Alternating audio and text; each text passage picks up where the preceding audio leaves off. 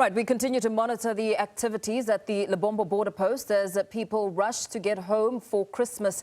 Additional manual processing is expected to be implemented immediately to fast-track processing. About 300,000 travellers have crossed the Lebombo Border Post to Mozambique since the start of December. Motorists and truck drivers have raised concerns about the congestion experienced near the Lebombo Border Post. Let's bring in SABC News reporter Nhlamulo Mabasa, who is at the Lebombo Border Post. She joins us for more. Nhlamulo, a very good afternoon to you. Even on Christmas Day, traffic is still a major challenge. What approach are officials using to ensure that there is some movement? Good afternoon, Paul. Good afternoon to our viewers at home, and a very Merry Christmas to you. They did, I think about 2 hours ago, the Mozambican counterpart, which is the Minister of Interior in Mozambique, was here, met with the Commissioner here at the border port of entry because of the situation that is here. Like they said earlier, they were not anticipating for Christmas Day for lines or rather queues to still be this hectic. We can say, let me just move a bit out of shot before we can welcome Dr. Mike Masiapato is the Commissioner of BMA. We can say that with regards to vehicles, it seems to be moving, the queue seems to be moving. When it comes to pedestrians, there's still a bit of a challenge there, and some people are quite agitated, like they said a bit earlier on that they actually came here in the early hours of the morning at around 3 a.m. But just to talk to us more about what they've decided to implement together with the Mozambican counterpart, we will welcome the Commissioner of BMA, Dr. Michael Masiapato. Talk to us about what made you come to this decision that you implemented of manual. No, thank you very much, Nhlamulo. The first thing to indicate is that all our working stations had been fully occupied, meaning that, as we said even yesterday, 30 officers are behind all the EMCS system that is supposed to do the movement control, as it were. So on that basis, if you are to increase capacity, you cannot increase it beyond the systems that are there. And that is why, because of the numbers that kept on coming and kept on increasing, we had to then come to this decision. And the decision basically is that we will then increase further processing capacity by drifting into the manual process.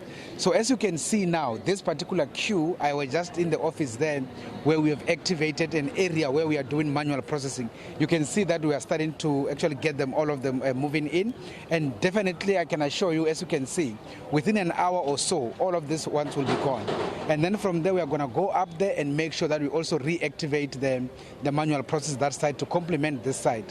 So we had to come to this decision because in any event, on this particular day, when we processed the people until around midnight yesterday, we thought that we are almost done. And we thought that today we are supposed to be going home ourselves. But unfortunately, since this morning, they kept coming, and as you can see now. So based on that, we had to take this decision. The intention was to make sure that we finish them so that they don't end up the entire Christmas in the port. They must actually be out going into the Mozambican side. So that is basically the rationale why we came to the decision. But also, we wanted to make sure that we avoid any possible stampede. When people become a bit agitated with the Christmas literally ending in their hands, then they could easily storm the port and cause a problem. And that is why we wanted to make sure we mitigate on that possible risk.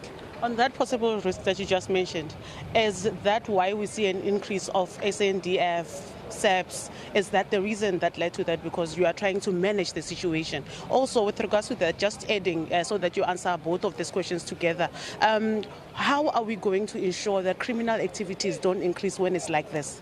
Yeah, indeed. Remember, as I indicated earlier, once you take out the border guards outside the actual inner parameter control from a border law enforcement point of view, and again, if you take them out, like you take them out of their post in terms of outer parameter law enforcement purpose, you take them to the office, then you create a vulnerability. So it is on that basis that we have to make sure that we increase the capacity when it comes to the issues of the South African Police Service. We spoke to the province and they brought them. And by the way, the provincial MEC is here from Mpumalanga. He's also assisting to make sure that we have more capacity on the ground.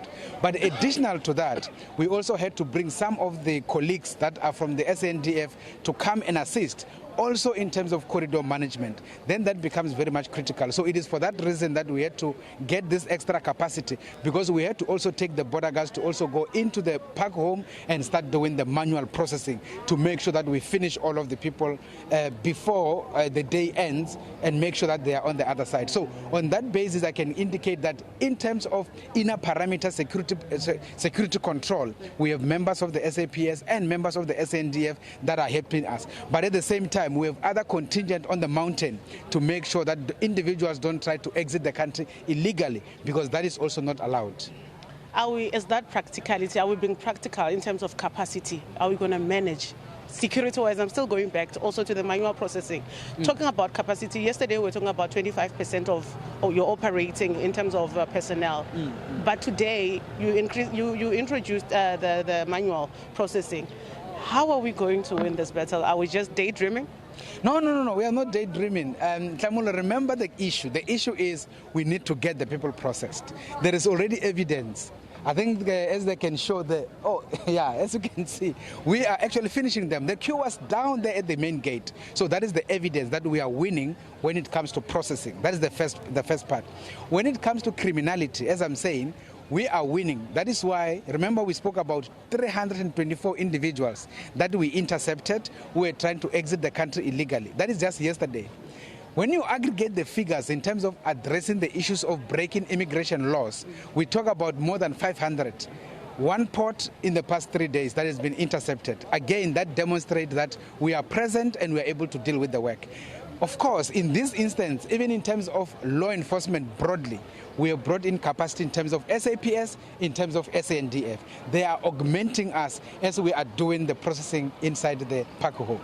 Thank you so much for that brief. Because of time, I have to let you go. Just a quick one, Paul. We will have to take the MEC of Community Safety and Liaison in just 2 minutes so that he can tell us about how he feels. Because on the outside of the border, or rather on the corridor, there was lawlessness that was happening. So just for him to chip in a bit, good afternoon, MEC, and welcome to the program. How happy are you with regards to the corridor on the officials?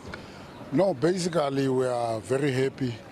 We want to commend particularly the PNA led by Dr. Masiapate, the Commissioner, and the South African, all our security forces that are on the border and also the corridor, to say a job well done, because up to so far we are yet to record any fatalities since we have started. Even any major criminalities to say we have recorded. That is a job well done on their side.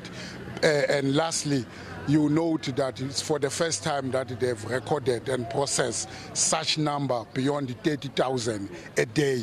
So we ought to say, we ought to celebrate their job well done. We note the frustration in terms of the queue, the delays we are noting, because the people are many. Everything that was happening here, they were beyond their control. Thank you, MEC. Thank you so much. There you have it, Paul. We will still be here at the border trying to brief you and rather to take you live as to what actually is happening here and if they are indeed winning with what they're promising and what they've just implemented. Paul? Very well. Thank you very much, SABC News reporter Nhlamulo Mabasa there, giving us a sense of developments and the flow of traffic at the Lebombo Border Post.